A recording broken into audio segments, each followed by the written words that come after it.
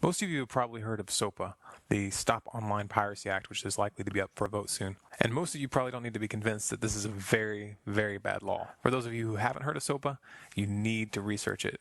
SOPA would give the government the right and the means to shut down any website at will and arrest citizens for copyright violations or even linking to someone who is committing a copyright violation. Now, this is how full, hardcore internet censorship starts.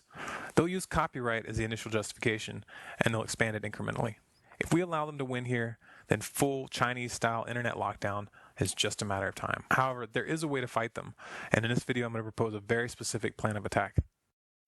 As is the case in most politics, if you want to understand the real motivation for a law, you have to follow the money. And that's what I did. It turns out that there's a short list of powerful tech companies which have unified to support SOPA. I'm going to be putting a link to the full list in the information box below. In this list we have Apple, Adobe, Dell, Intel, and a number of other household names. Now, most American politicians are already bought and paid for, so they aren't likely to respond to the will of the public. But corporations which are pushing for this legislation have vulnerability, their profit margin and their public image, and that's where we have to hit them. Obviously, if we try to attack all of these companies at once, our efforts would be too dispersed to have any real impact. That's why I propose that we pick the largest and most vulnerable name on the list and hit them hard. Apple is the best target for a number of reasons. 1, they have very prominent physical stores. These stores would be the perfect spot for an occupation or to pass out flyers outside. 2, Apple is extremely image conscious. Getting labeled as pro-censorship would be a public relations disaster for them.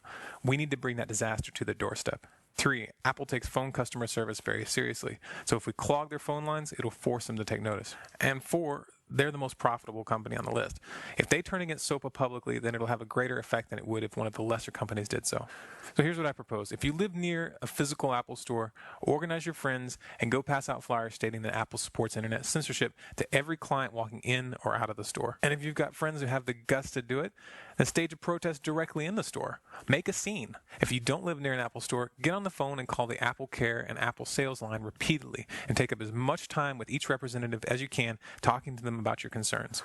Next, go to the Apple website and fill in as many customer support forms as possible with letters demanding that they take a public stand against SOPA. Now, if we want to have an effect here, we need to mobilize as many people as possible. That's why I'm requesting that you share this video with everyone that you know, through as many networks as possible. Please feel free to take this video and re-upload it to your own channel, or make your own version calling for people to participate. Now is the time to act. We have to hit them where it hurts and hit them hard.